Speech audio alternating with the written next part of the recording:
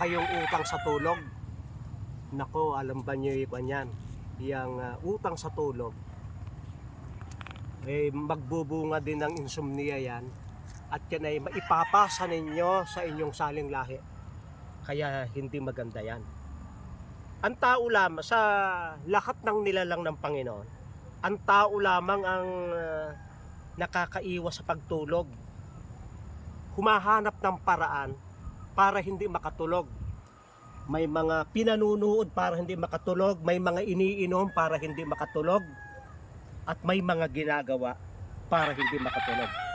Hindi kagaya ng mga insekto, mga hayop, na pagdating ng oras ng tulog, sila'y tutulog na, wala na silang ibang babagabagin pa sa buhay.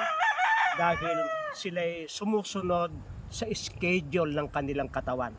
Ang 24 hours ay yung 12 hours ay dilim at yung 12 hours ay liwanag. Doon sa liwanag, doon tayo magtatrabaho. At pag kayo healthy, pag lumulubog na ang araw at nawala na yung sikat ng araw, tayo, yung ating katawan ay naghahanda na para makatulog. Kaya at least ay kwan. Nung kami mga bata, alas 5 ng hapon nasa loob na kami ng kulambo. Sapagkat wala naman ng TV, ay di kakain kami ng alas 5, alas 5:30, nasa loob na ng kulambo. At ang sarap ng tulog. Ang ganda ng buhay, paggising mo ay fresh na fresh talaga, nakakumpleto ka ng tulog. Nung kami nakapag high school na, kapag college na, nasira na yung tulog at pati yung pagdumi ay nasira na rin. Kaya't ang ating immune system ay nagre-repair kapag tayo'y tulog. Kaya't kung kayo'y anuman ang inyong health problem, maging yan ay sakit sa balat, maging yan ay ubo, maging yan ay sipon, lahat ng bagay na apektadong ating immune system, nagagamot yan ng pagtulog. Pag tayo'y tulog na, yung ating immune system ay nagsisimula ng healing process ng pagre-repair. Yung iba'y ay umaasa na lamang sa gamot. Ay huwag kayong aasa sa gamot, sapagkat yung sakit ay paulit-ulit o di kaya ililipat sa ibang parte ng katawan. Hayaan yung kung umiinom man tayo ng gamot at sapagkat yun ay mahalaga, tayo mayroong infection, emergency, huwag natin kalilimutan yung pagtulog. Sapagkat yung pagtulog ay yun ang talagang nagbibigay ng kalusugan. Marami sa atin ay hindi talaga nangangailangan ng gamot, ang kailangan lamang ay tumulog. Kaya kung gusto niyo matulog, ay ang inyong katawan ay ating hihikayatin na matulog.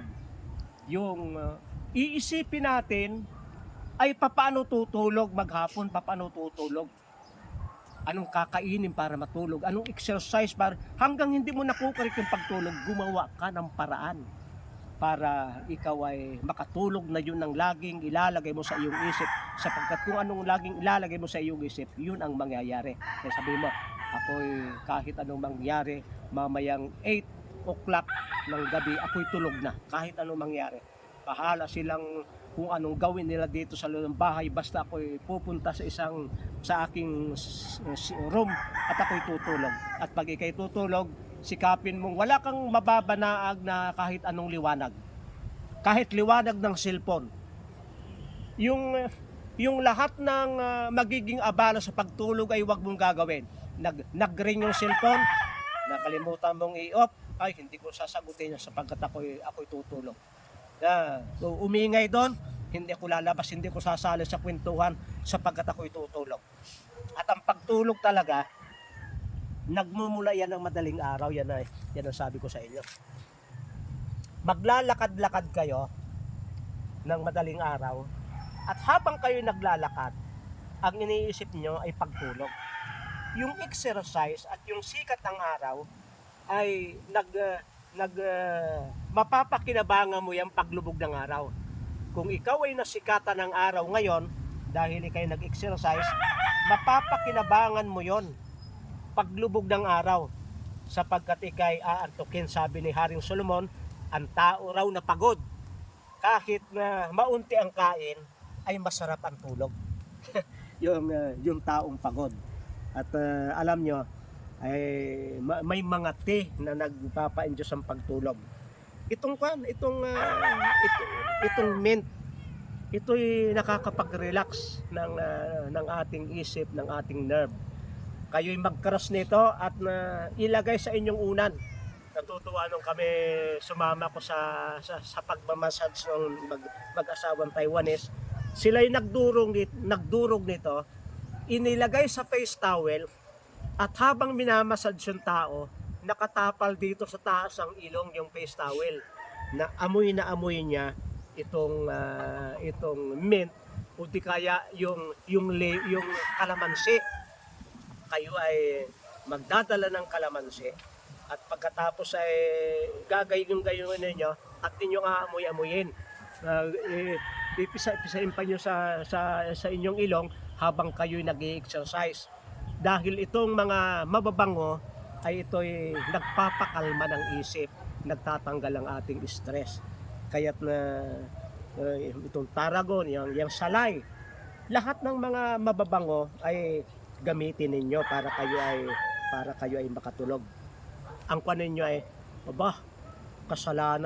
kasalanan ko, ako'y may kasalanan sa aking katawan. Alam ba niyo napakaraming sakit ngayon ang iniiuugnay sa hindi pagtulog. Maraming mga problema ng ating lahi ay naiugnay dahil sa mga ninuno ay nasira ang pagtulog. Ako'y takantaka na namamana pala siya. At lahat ng nakakaabala sa pagtulog, kung kayo may problema sa pagtulog, huwag kayo magkape. Sabi, wala pa naman problema, magkakaproblema ka. Huwag kayong magiinom pumunta kami ng Lamayan, ay huwag na kayong makisali sa mga iniinom doon, sapagkat yung mga iniinom doon, para hindi makatulog yung naglalamay. Pag yung mga naglalamay ay tulog, ay baka manakaw yung patay. Kaya nagtitimpla doon ng kape para hindi kayo makatulog. Ngayon, yung iba ay nagmamaniho para makapagmaniho ng 24 hours, iinom ng, ano nga tawag doon? Energy drinks. Para siya malakas at siya laging gising. Ay inuutang natin yung pagtulog. Ay tayo tumabi at tayo matulog. Nung nagmumotorsiklo pa kami, ako lamang yung pastor na kahit motorsiklo ay mayroong driver. 4 na taon ako mayroong driver sa motorsiklo. At pag inaantok na ako, sabi ko, Tere, tabi at tayo tutulog. Ang sarap kaya matulog. Yung pagtulog ay napakaganda ng pakiramdam. At pag nakatulog ng mga 15 minutes, gising kami sapagkat takbo na uli. Alam ba niyong maraming aksidente ang nagagawa dahilan sa kulang sa tulog. Mga abogado at mga judge na natalo yung kaso, na malakas yung kaso pero natalo. Bakit? Ay yung abogado ay kulang sa tulog. Yung judge ay kulang sa tulog. Kaya sabi ko sa huwag kayong hihingi ng payo sa isang taong kulang sa tulog. Sapagkat yung pagtulog ay yung kulang sa tulog ay may mga pangyayari nagpapahina ng ating isip. Kaya yun, kung kayo magagarden nakagaya ko, walang problema kayo sa pagtulog. Ako'y kung gusto kong matulog ng alas 7, ako'y tutulog lang Gusto kong matulog ng gayong oras, ako'y tutulog lang Dahil ako'y pagod maghapon, ako'y busy maghapon. Yung sabi ng iba 10,000 steps a day. Naku, walang kwenta sa akin 10,000 steps. Yung papunta lamang dito 1,000 steps, pabalik 1,000 steps. Nakakabalik ako sa palengke ng 3 beses sa isang araw. Naghahakot ako ng mga gulay-gulay na yung nabubulok na, pinakakain ko sa bulate. Pag nandito ako kilos ang kilos, o sabihin ko sa inyo, pag ako'y nangangailangang tumulog, ay ako'y tutulog lang. Kaya sa mga may mga tea para kayo makatulog. Ano nga yung tea na yon? Chamomile. Itong chamomile, makakatulog kayo. Yung lemongrass, makakatulog kayo. Ito, meron na pala kami nito, pero hindi pa ganong marami. Meron na kaming tea, makakatulog kayo. At ang isang maganda dito sa dalawang ito, nag-aayos ito ng atin tiyan. Pag ang tiyan ay nag-aalboroto, mahirap matulog.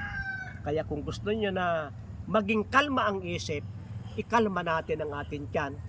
Dahil yung pakainin natin ng tama, yung mga bakterya natin sa bituka, sapagkat pag yan ay kulang sa kain, o pangit ang kombinasyon ng kain, yun yung nagtitrigger ng stress, yung mga bakterya yan. Kaya hindi alam ng iba ng kanilang problema ay sa tiyan. Hindi balance yung bakterya, hindi balance yung pagkain. Kaya pangsamantala na kayo ay may problema sa bituka, sa mga kayo mag-Yakult, bumili kayo ng mga probiotic para maayos yung angka natin.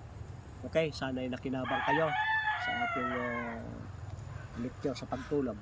Maraming salamat sa inyong pagsubaybay sa Natural Wellness si Pastor Vito.